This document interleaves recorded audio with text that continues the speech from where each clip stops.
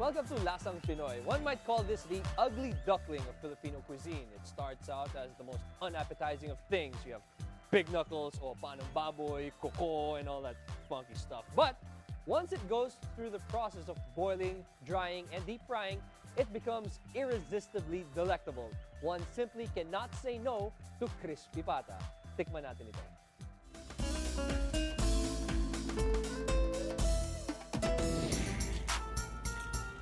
Boldly barefoot and undeniably delicious, crispy pata has a leg up over all other Filipino fare.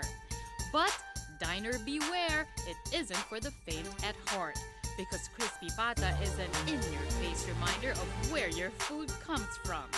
Nobody knows this better than June Andres, General Manager of Boracay Garden and Grill in South San Francisco, California, kung saan ang specialty ay crispy pata. If I were a pig, eto ang crispy pata, which is meaty and tender. Pata refers to the trotter of the pig. Because pigs have 4 legs, pata can refer to any of these limbs. However, they are not created equal. The front legs are meatier than the back, ideal for making crispy pata, and head chef Harold Castillo will walk us through it.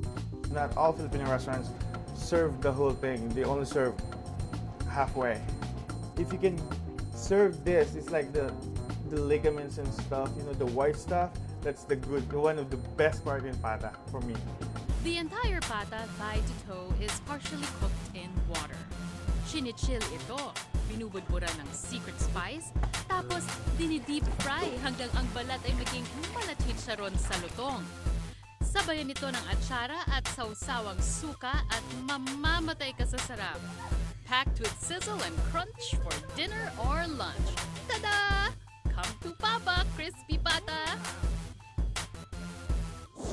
So cholesterol be damned, time to savor the scrumptious crispy pata from Boracay Garden Grill, courtesy of their general manager, si June Andres. Thank you for joining us on the show. Nako, this is, I was just telling everybody, this is like a vegetarian's worst nightmare. But you know, it's personally one of my favorite Filipino dishes. Now, how do you get your crispy pata so crispy? What's the secret there?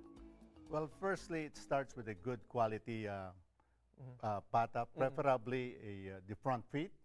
And then the boiling process, which takes like about a couple of hours. And finally, the deep frying process, which takes like about 10 to 12 minutes.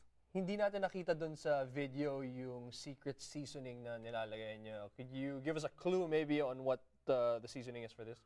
Well, after we parboil the crispy pata, and then we boil it again. And then we put the traditional seasoning like salt and pepper and other ingredients.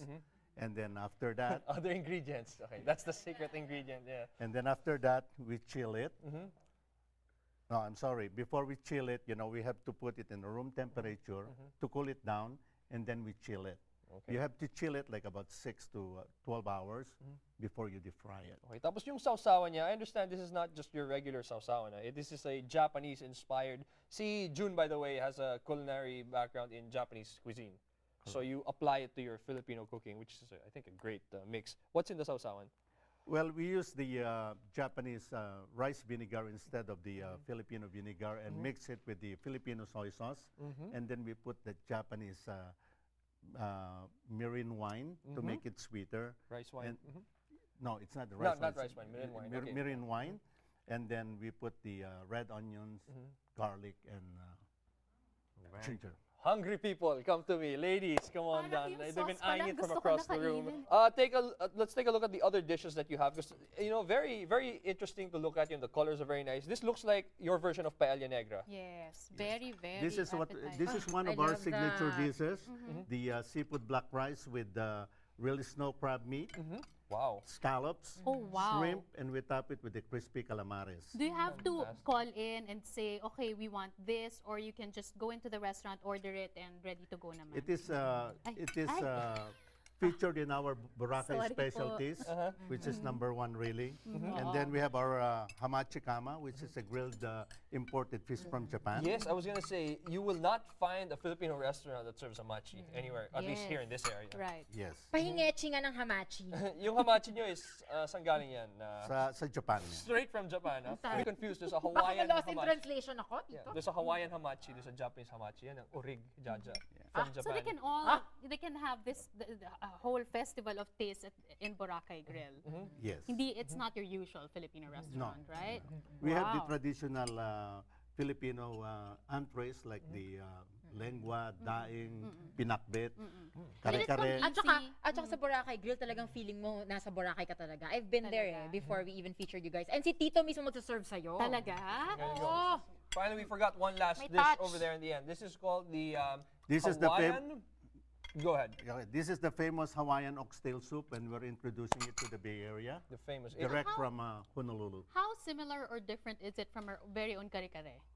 The oxtail soup is, the oxtail that we use is leaner, Okay. free of fat, Okay. and then we make our own broth, and that comes with the shiitake mushroom, raw peanuts, So may peanuts pa rin. may peanuts. Pero hindi nakagiling. Hindi. Very May raw peanuts. interesting. So, hindi siya bulalo. Hindi bulalo. Okay. This looks excellent. Sarap, Tito. Guys, where's Tito, Boracay oo. Grill? By the way, guys, if you're in the area, you know, most of the restaurants we feature, yung malapit lang dito sa studio, South San Francisco and El Camino Real, we can find you. Okay, boy, guys. Parang lahat this ng may is- cilantro masarap, no? Correct. Kahit kanin lang at oo, cilantro, oo. masarap. Ako. Okay. So, Tito, we hope to see you again. Iba namang dishes ang i-showcase natin. Thanks for Yes. joining us here Thank at Adobo you, Nation.